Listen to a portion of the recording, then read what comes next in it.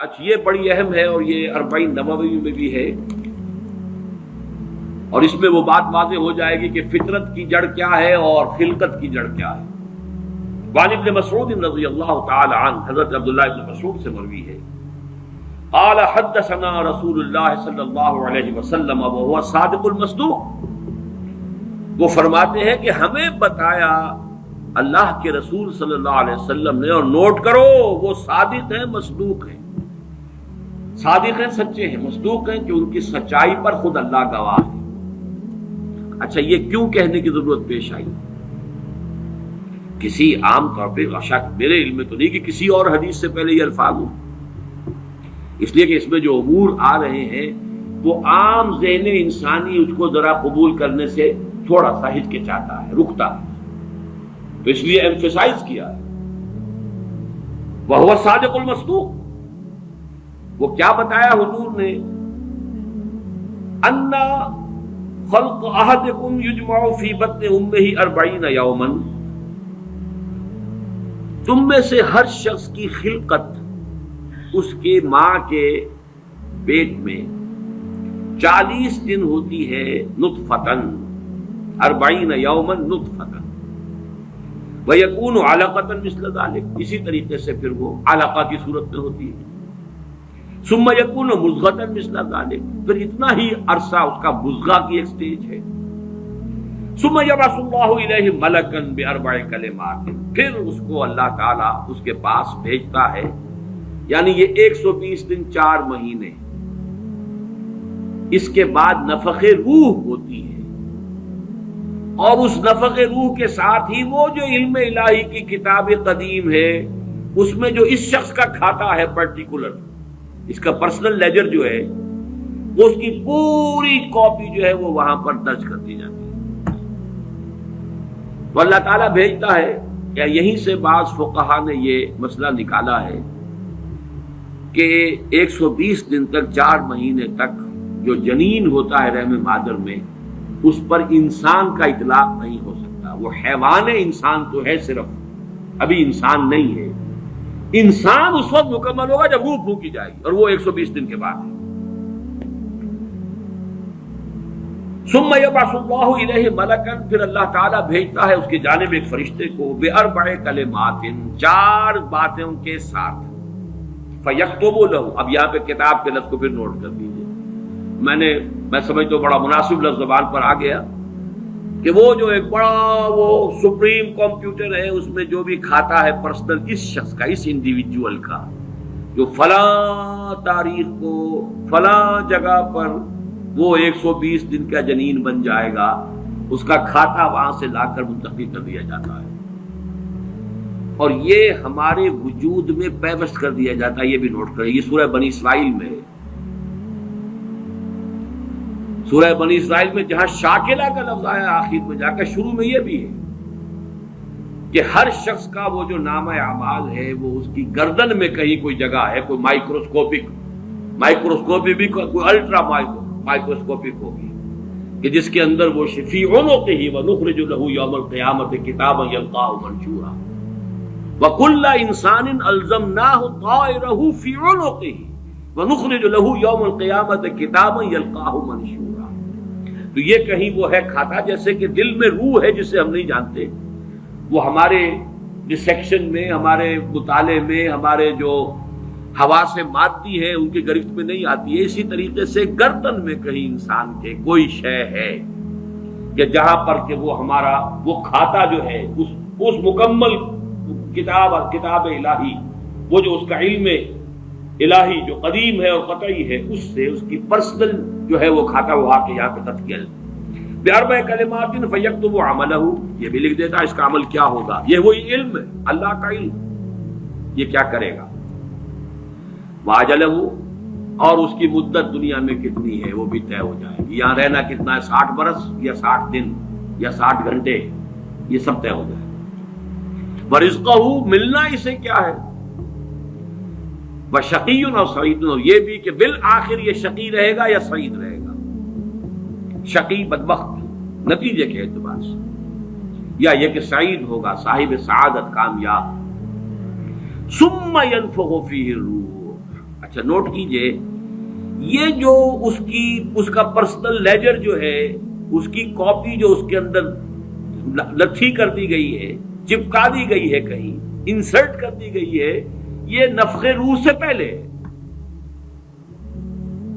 ثم ينفخ فيه الروح، وہ فرشتہ اس لیے کہ اس کا سارا تعلق جو ہے اس باڈی سے، اس کی یہ ساری جو بھی شاکلہ ہے وہ اس باڈی سے متعلق ہے۔ روح فطرت ہے، وہ بعد میں آ رہی ہے، وہ تو بعد میں اس کو دی جا رہی ہے، اس کی وہ آزاد شخصیت، آزاد چوائس، وہ اس فطرت کی بنا پر ہے۔ ثم ينفخ فيه الروح، پھر وہ فرشتہ اس میں روح پھونک دیتا ہے۔ فوالذی لا الہ غیرہ، تو اس اللہ کی قسم، اس ہستی کی قسم جس کے سوا کوئی الہ نہیں، ان احدکم لیعمل بعمل اہل الجنۃ حتی ما یکون بینہ وبینہا الا ذراع، تم میں سے کوئی اہل جنت کے سے عمل کرتا رہتا ہے یہاں تک کہ، اب یہاں میں ایک الفاظ کا اضافہ کر رہا ہوں بات کی وضاحت کے لیے، اس کو بریکٹ میں سمجھیے، بظاہر دیکھنے والوں کے نزدیک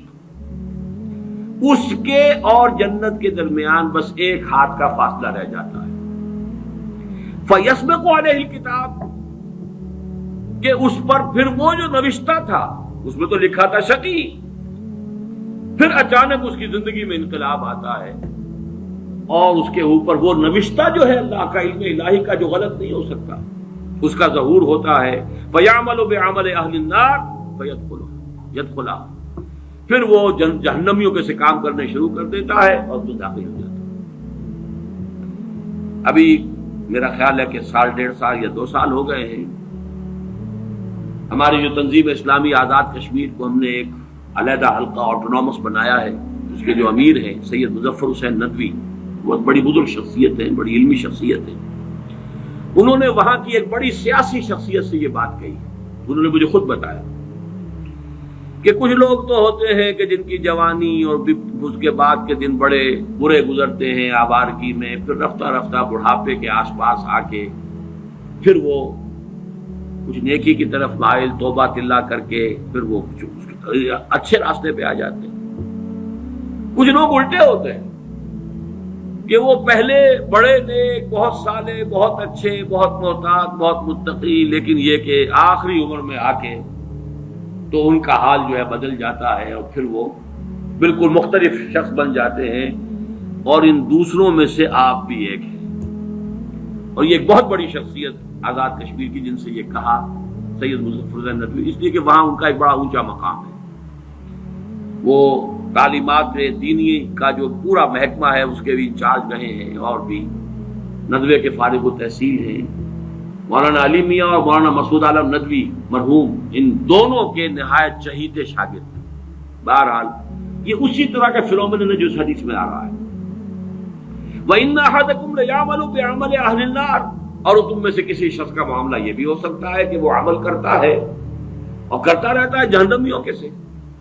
حتیٰ ما یکون بینہ وبینہا الا ذراع، یہاں تک کہ اس کے اور جہنم کے درمیان دیکھنے والوں کو نظر یہ آ رہا ہے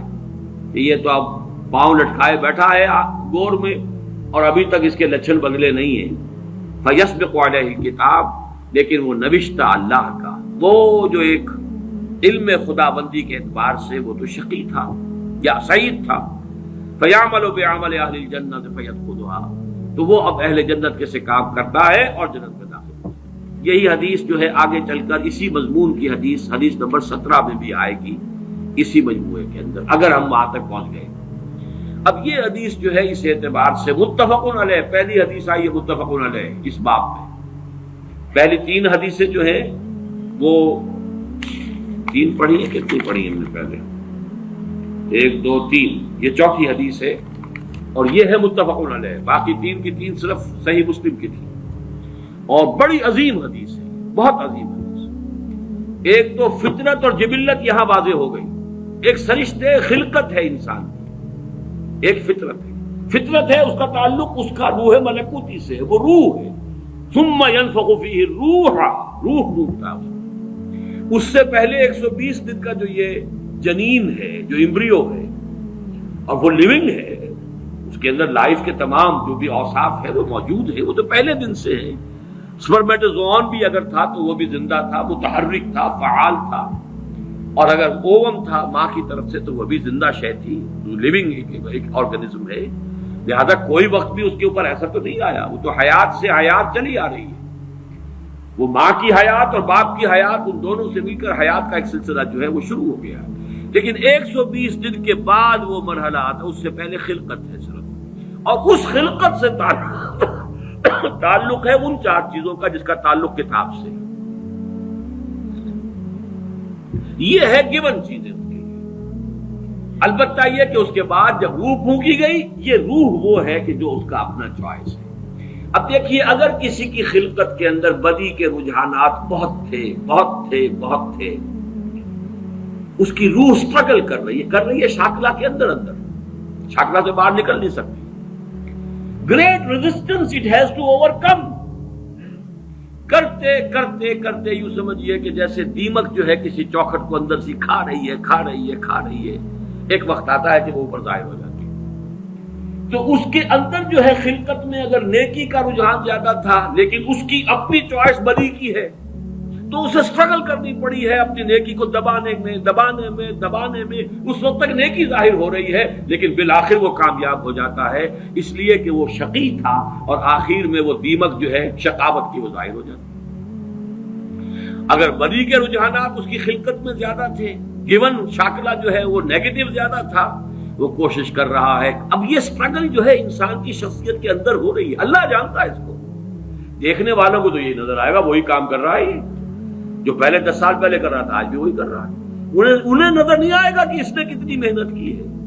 कितनी बार गिरा है, फिर उठा है, फिर गिरा है, फिर उठा है, कितनी मर्तबा जो है ओवर पावर किया है इसे इसकी उस खिलकत ने, और शैतानी वसाविस ने जो उसको और सपोर्ट कर रहे हैं। लेकिन इसने अपनी he has not given up his struggle, उसके अंदर लगा रहा है, यहां तक कि बिलाखिर कामयाब हो गए। लेकिन देखने वालों को जो नजर आएगा उसके एतबार से हदीस ने बात को वाज़ेह कर दिया। कोई इश्काल नहीं, अल्हम्दुलिल्लाह मेरे ज़हन में कोई इश्काल इस हदीस के दर्जे में बाकी नहीं।